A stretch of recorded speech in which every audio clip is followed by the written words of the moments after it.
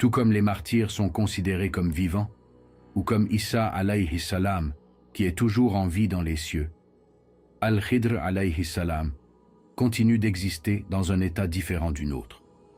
Il intervient pour aider ceux qui sont en détresse, allège leurs souffrances et vient en aide aux serviteurs d'Allah subhanahu wa ta'ala qui suivent le droit chemin.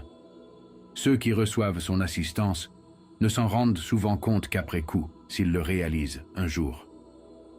Al-Khidr est le dépositaire d'un savoir unique, appelé Ilm al-Ladun, également connu sous d'autres appellations comme Ilm al-Batin, la science intérieure, ou Ilm al-Ghaib, la science de l'inconnu.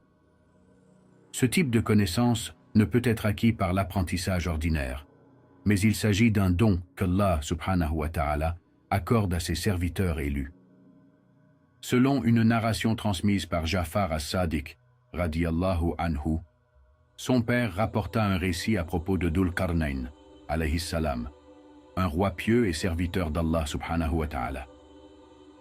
Dhul Qarnayn avait un compagnon parmi les anges et lui demanda une méthode pour prolonger sa vie. Un jour, un ange révéla l'existence de l'eau de la vie, Ab-i Hayat, une source secrète conférant une longévité exceptionnelle à quiconque en boirait. Cette source était cachée dans l'obscurité la plus profonde. Al-Khidr alayhi salam, guidant Dhul Qarnayn dans sa quête, arriva devant cette eau sacrée.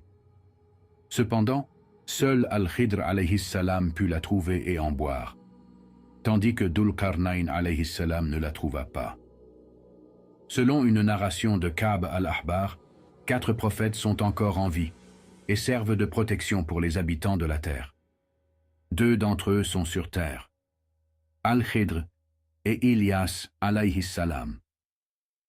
2 autres sont dans les cieux, Issa et Idris alayhi salam. Les savants ont souvent affirmé que Al-Khidr était un prophète, bien que des divergences existent quant à savoir s'il était aussi un messager. Ces figures exceptionnelles ne connaissent pas la mort comme les êtres humains ordinaires. Leur existence est une vie spirituelle élevée et éternelle. Chaque nuit, Al-Khidr et Ilyas alayhi salam se retrouvent près de la muraille édifiée par Dhul Qarnayn. Ils accomplissent chaque année le Hajj et la Umrah, buvant une seule gorgée d'eau de Zamzam, qui leur suffit pour subsister toute l'année.